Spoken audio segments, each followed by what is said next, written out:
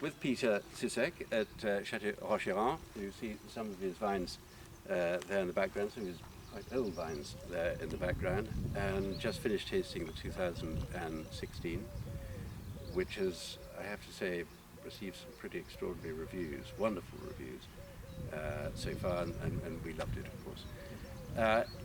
It's another inevitably stupid question, but we have to ask it, not specifically for Rocheyron, because this is your 7th vintage, I think. Yeah, 7th. But if you had to compare 2016 to anything of your experience in the past, is there anything that you could...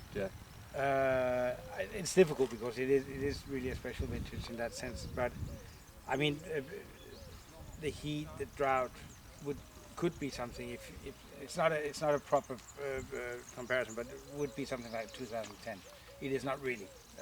I know, but in modern day, in way back, I don't have enough experience to really be able to say something. I think so many things has changed in Bordeaux today that to get a vintage this extreme, because it was really extreme. It was dry, very wet, and dry again.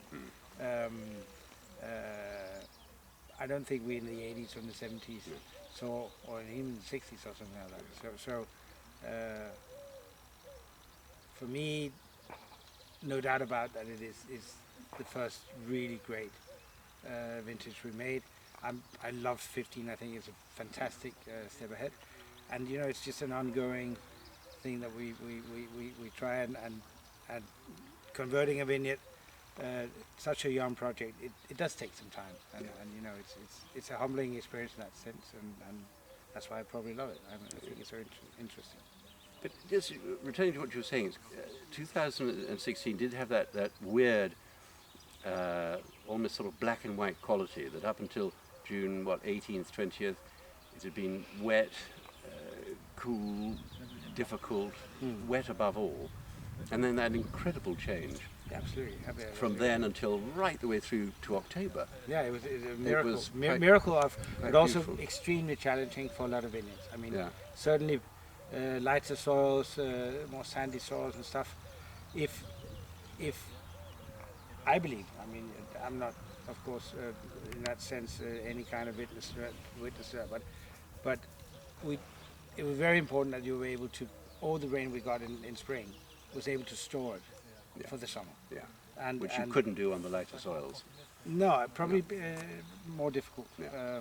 So old vines, really good manual work, very good soil texture to be able to absorb all the humidity and everything, because we got a lot. I mean, we really got a lot. Yeah, I remember. And just moving towards customers, and the two questions I'd like to ask. Inevitably, the first about pricing and whether or not Bordeaux in general, pushing aside Rocheyron for the moment, is going to try and get the pricing right for 2016, because we know that it's a generous volume vintage, not everywhere, but in general, there's more volume, greater certainly more volume. than 15. Yeah. What do you think Bordeaux should do in 2016?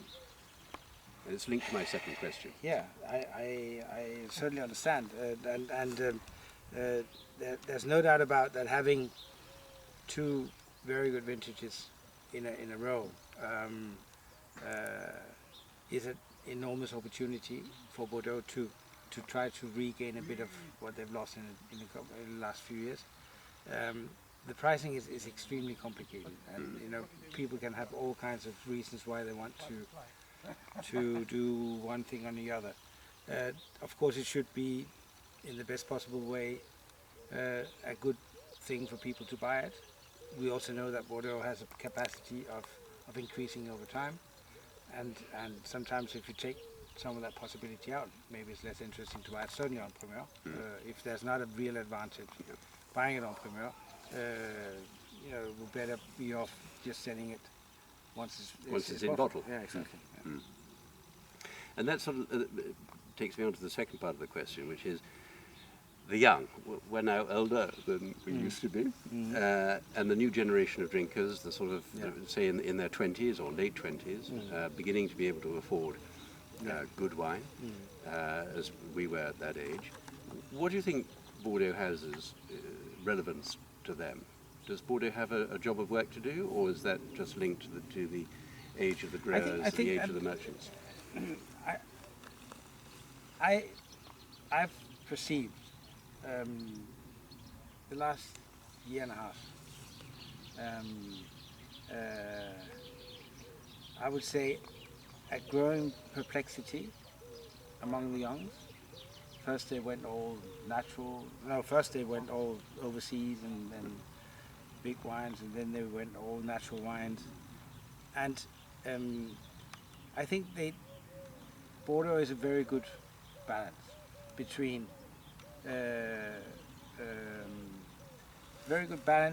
having, if it's made in the proper way.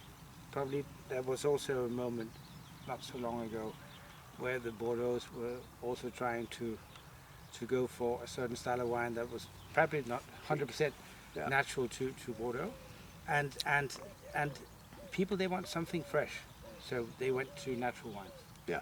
They got probably a bit confused about the whole issue, and where do you go? I mean, I would say even today, we're not going to do Burgundy bashing, no, but you know, Bordeaux has a fantastic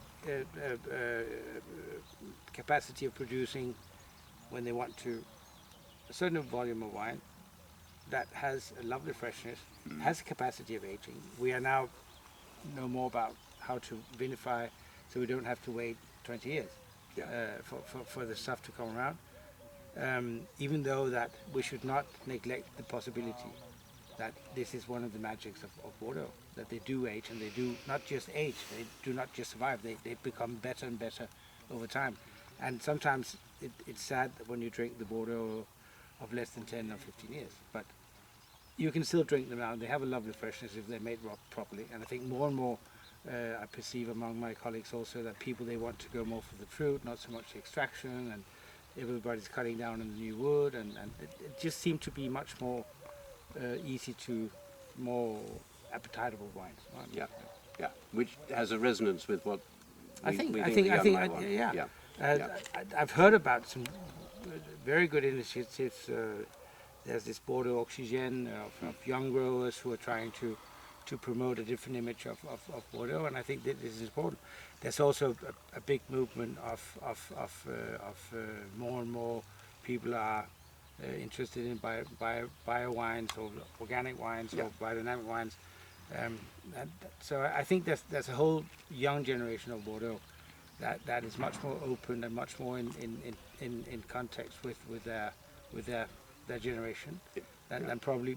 And of course, not to say that there's anything wrong with the older generation of Bordeaux, but as generations are, you know, we need something new and fresher. And old generations began by being young generations. Exactly. Okay, back to your wine. Yeah. If you had to choose in one word, or maximum of 5, that which defines your wine, Rocheyron, in 2016, or perhaps in general, but no, specifically in 2016. I would say in general, because this is what we're looking for, and more than ever, I think we have a freshness from the slightly cooler soils here. We have a lovely minerality from the limestone plateau, and this is what we want to do. So we want to avoid having something that's green, nasty, extracted, but we also want the tension that the limestone don't give. And I think probably the 16 is the closest we come to that so far. Tension, good word. Yeah, it's a good word. And finally, if 2016 specifically was a famous person in history or sports or arts or media or whatever, who, one person? That's it's an impossible question, but we've had some amazing answers. I'll tell you in a minute what they were. I remember I saw that, and I said, I cannot answer that.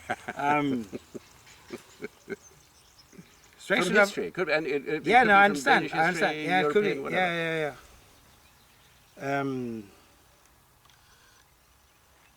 Yeah. I have a feeling it's more man than a woman. Funny enough, so it's not a feminine vintage. It's very sharp, very intelligent, but also quite humorous. It has good humor, so it would be, I mean, Kierkegaard would not be, because he would never be perceived by most people. Yeah, he would never be perceived by most people like very humoristic, because his writing is so complex. Yes. But he actually really is. If once you crack the code, he's extremely humorous. I don't think 16 is so complicated as Kierkegaard. So it's not the real one. But it would be somebody in that stamp. Yeah, absolutely, very intelligent, but with good humor. The intellectual skew here. Yeah. Brilliant. Peter, thank you. Thanks a million.